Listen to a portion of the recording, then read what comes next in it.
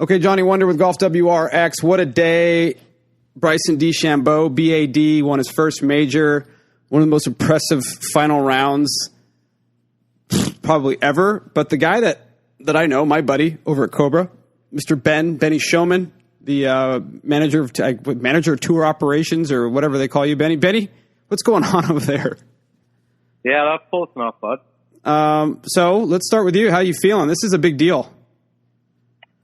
Yeah, I think it's been a hell of a day, hell of a weekend. I'm not exactly sure it's all sunk in, to be honest, other than getting 5,000 text messages, which was really cool. Yeah, I'm not really sure it's completely sunk in. Maybe tomorrow morning when I get up, but it just kind of seems surreal right now.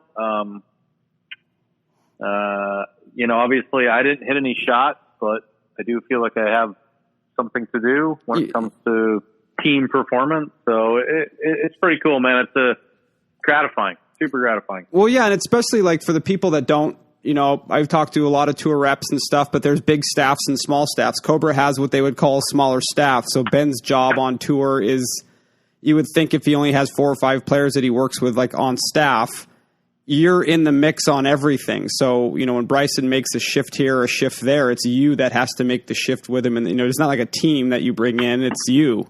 And, right. Yep. It's a unique perspective. And I think his bag, which we've talked about ad nauseum over the last 6 months, you have a very heavy hand in that bag along with Bryson. Like you're in the trenches with him trying to figure out the math of that whole bag and making it work. And it obviously came to fruition today. So, I know this story, but really quickly, just tell me the story about working with Bryson and just how good of a challenge it can be and where it gets difficult. And I think people want to hear about that stuff.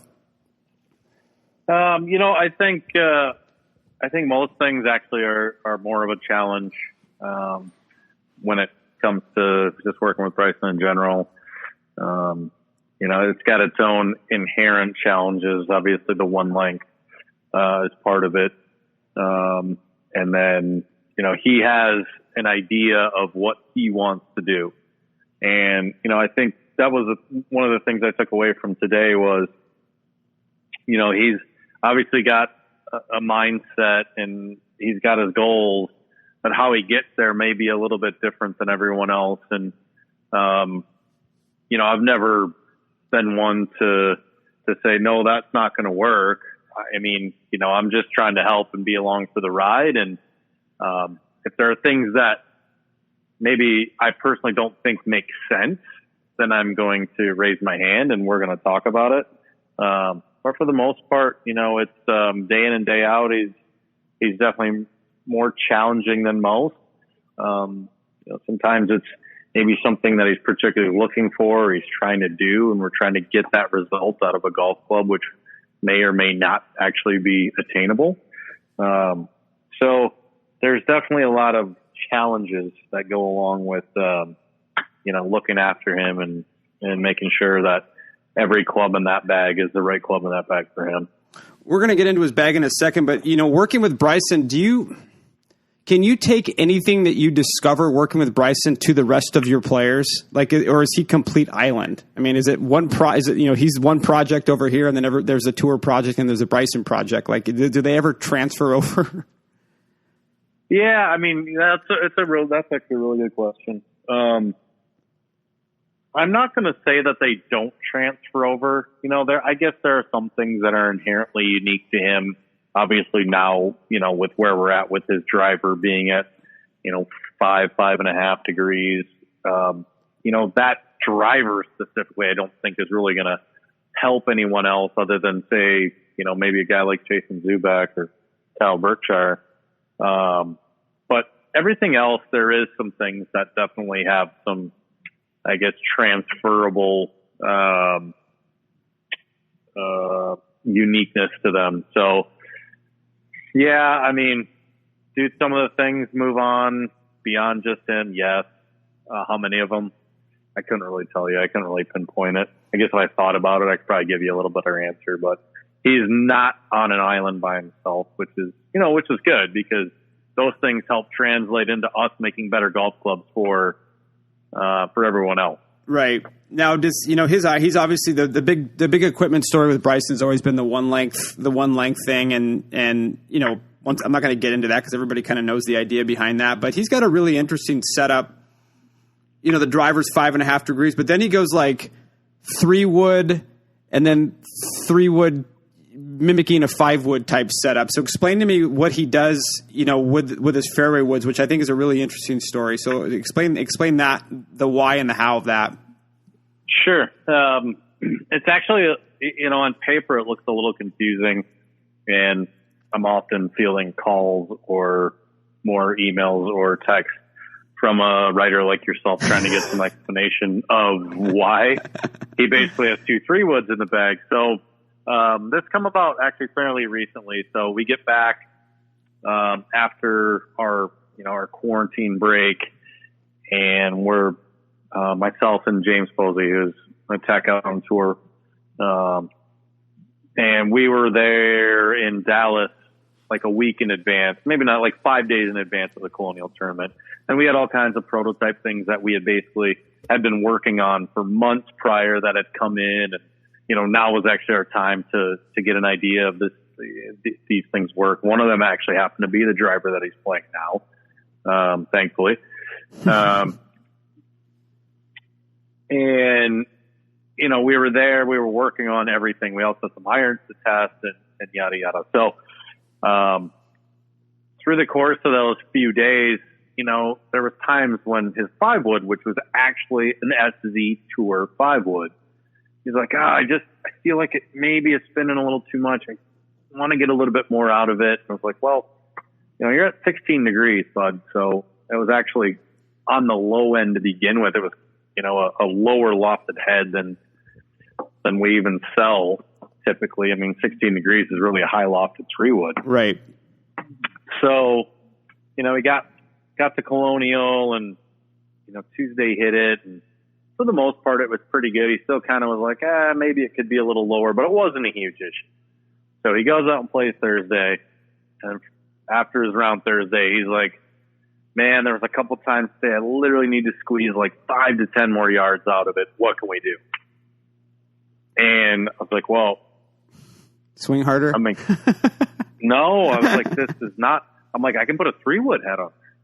Then we can just keep going down. I said, as long as you're okay with having basically 2 clubs in your bag that both say 3-wood, and we're going to do it. I mean, it's 41 inches long, so it's even short by a 5-wood standard. He calls it a hybrid. He's always called it a hybrid, right? Just because that's kind of the gap that it fills.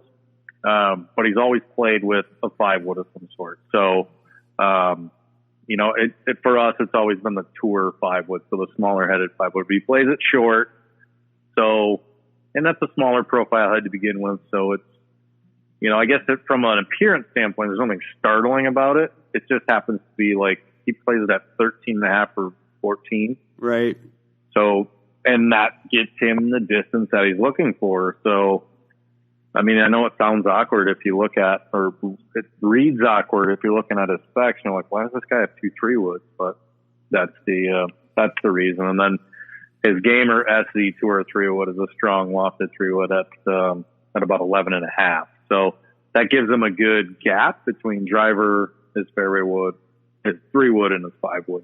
Well, that's also the thing that people can take away from Bryson is he doesn't care the numbers on the clubs. For him, it's all, gapping, launch angles, spin, all that stuff. Like to him, they all have, they're 14 tools and they all have a job. And, this is the one that does the job and it says this, but I don't care because it does that job. Right. And that's the thing that I guess marketing and just, people's just traditional club buying thing will get you into that hole where you just really care about having it all organized, but it doesn't need to be. It, kind of needs to be, it's just got to do its job regardless of what it says. So, as far as his loss, that he has on his irons, I know why they're like that, but can you explain just to the masses, like why his iron lofts are so strong? Well, I mean, if you watched the golf coverage, you not only had maybe an idea based on the shot tracker, but obviously listen to the commentary. They talk about how high he hits the ball. So just given his speed, That's one of the things that's basically slowly crept down over the years is his loft. And, he's looking for just a specific set of launch parameters. So he's really trying to dial the spin number in. Okay. So that's where we start messing with going stronger and stronger. So as an example, the 8-iron, he's trying to spin it on average somewhere around 7,800. Okay. Right. So you get a couple hundred more, a couple hundred less, but that's really the number that that we've come to basically figure out and work on every week. So there's definitely weeks where we tweak that. We increase the loft. Chicago was one of them, for example. Tuesday was okay. Wednesday, he just started seeing the ball not spinning a lot for him, and can't exactly say what the reason was. I'm sure there was definitely maybe some swing dynamics that were maybe a little different, but the ground was also super, super hard. There wasn't a lot of moisture in the ground. I think maybe that had something to do with it. So we bumped the lofts up about 1 degree to 1.5 degrees across the board just to get him that increased spin. So when he hits the 8-iron to his, the number in his head that he thinks it's going to pitch up to, it pitches up to that number. And he's very, very specific about that. And that's something we typically work on every week, regardless of where the tournament's at. Guys, it's nuts. It's nuts. It's nuts. The funny thing is, if you look at Bryson's stuff on paper, it appears insane. But when you get the backstory of it, it actually makes a ridiculous amount of sense. But you typically don't get to talk to the guy that builds them and fits him. So, this is all, I've heard it before a million times, but it's still interesting hearing it today. So if you look just straight at the lofts, you'd kind of be scratching your head going, how does he make all this work? But, then, like you mentioned before, every tool has a job. So there's definitely not a wasted club in there. And every one of them's dialed in for exactly what he's looking for it to do. So as far as the next iteration of what Bryson would use, because he's in the forged, just the King forged, right? So is there potentially a new Bryson type set coming out? Yeah, there's actually been a prototype set that we've been, we've been working on it for quite some time. It's been delayed for obvious reasons now, but Corona. Right? Yeah, the 19 has kind of gotten away, and I'm not going to say it's tripped us up. It just makes the testing process a little more difficult. So we actually had hittable parts that were tested in Las Vegas last year. So were we there middle of October? Yep. And based on that, we did another iteration of 2 or 3 heads. We tested those again, probably just a couple of weeks later. And then based on that feedback, we went and did another iteration. And in January, we're like, okay, I think we have a pretty good direction on where we want the CG to be located in these clubs. And of course, that's when, the bomb got dropped on us. And I actually had the parts. I had the parts in middle of March, late March, and they were very raw. So I had to bench them all myself. And by benching means literally hand filing. Right. Just a lot of labor intense, work, grinding, polishing, filing, you name it. So, so now the process has basically just been slowed down. It's tough now because all these tournaments are back to back to back to back. So. Oh yeah, the PGA. Well, yeah, there's a 13-hour off season. So, right, exactly. So really quickly, when you're building a prototype set for Bryson, obviously the ones you're working on right now, the hope is that set or the first set out, the prototypes are the ones that will end up in his bag. But when you're designing an iron, a Cobra iron, you're not really you can't use his spec or the way that he hits it to sell that to the general masses. So you're sort of taking the idea of what you made for Bryson, from a 35,000 foot view, but you're also trying to adapt it so that, Johnny Wunder can hit it and, Ben Schomin can hit it, right? That's kind of the idea. Yeah, I would say it's really more the other way around. I think we're still trying to make that golf club first and foremost for someone like myself or you, or, the majority of the listeners really, versus making it for Bryson first. Right. There's definitely things we've made for Bryson first, and then we went the other way. But, really the only thing that makes it more unique for him is he's a little more upright.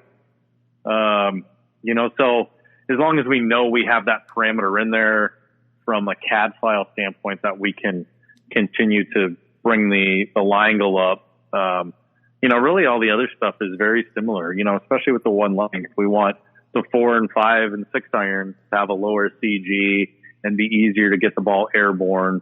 And even though he's a lot stronger than most of us, especially when it comes to obviously swinging the golf club, those things are still very much inherent necessities when it comes to swinging a shorter length 4 iron, 5 iron, 6 iron. Right. So that really doesn't change, even though obviously he's stronger than us. That still doesn't change from a design parameter if we're making it for him or we're making it for the consumer. Since you're bending his iron so strongly, he does require a little bit of bounce. I'm assuming more bounce than normal.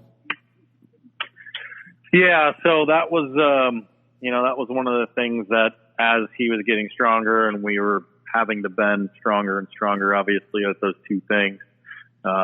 As we're strengthening lofts, it creates a little more offset, but it also takes bounce away. So you probably can see in maybe some of the pictures that I'm sure you guys have where there's been some grind work done on the leading edge. Right. So I have to soften the leading edge up and actually add a little ramp bounce on that front edge and add that to it, to make them playable so he gets them through the turf okay and doesn't stick them in the ground. Last question, Benny. What is a guy like Bryson, Cobra staff member, what does that do for you, for the company? What's the momentum like after an OEM wins a major? It's kind of a weird question. I just want to know, what changes for you guys? Well, I wish I had a blueprint to tell you exactly how it's going to happen. I was with Cobra in 2006 when Jeff Ogilvy won a U.S. Open and happened to do it at Winged Foot. I remember that distinctively and what that did for us at the time, and from a marketing standpoint, and that really helped put Cobra back on the map of, yes, we're back on the PGA Tour and we're here to stay. And that was a pretty awesome feeling. Not only just selling the golf clubs at an early age in life as a high schooler and playing them and then working for the company. So to be part of that was really gratifying and really cool to be part of the company at that time. And, now, I would hope the momentum is going to be huge. I hope it's a big deal. I really just hope it brings more people into wanting to try out our products and buy our products and play our products and be part of the brand and realize that we are a for real brand and we do make some of the best golf clubs in the world. And even though we are a little smaller, that doesn't make us any less competitive. Doesn't make you less cool when it comes to making clubs. Right. Yeah. And hopefully there's, and that's definitely one thing we always try to maintain is having a little bit of an edge. And, we feel like through our staffers, we get the right players and they help represent us. And, we don't do it with quantity. We do it with quality. Well, I'll say this, and I say it to you all the time, and I've said it to your colleagues and everybody else. You're like one of as far as tour reps go for the people out there, I've said this on the show, Benny Schomin is probably, if not the most respected, best guy out there. And what you did with Bryson, I've been tracking it for a long time. I've talked to you at nauseum with text messages and everything. I'm stoked for you. I'm actually proud of what you guys have done. It's amazing. And go have a beer, man. And I'm really stoked for you guys, dude. This is a really big deal. So congratulations to the Cobra team, Puma and Bryson, and to you, Ben Schomin. Have a beer, my friend. Thanks, Johnny. I appreciate it, man. And, when I hear things like that literally make me reflect back on, when we signed him and all of the work and all the crazy things that I've done and the R&D team has been asked to do. And, a lot of head scratchers over the years. trying to make things work, and in Bryson's own words, trying to figure things out. It's pretty darn gratifying to take something that's so out of the norm from the golfing world standpoint and, plan it firmly, in 2020, which has been a heck of a year. Yeah, it's been an interesting one. It's awesome, man. I'm definitely humbled, and I can't be more grateful for the team around me: James, Siobhan, Preston, Tim Benno, our guys in R&D. They've been awesome. Everybody's been on board, and this has 100% been a huge team effort.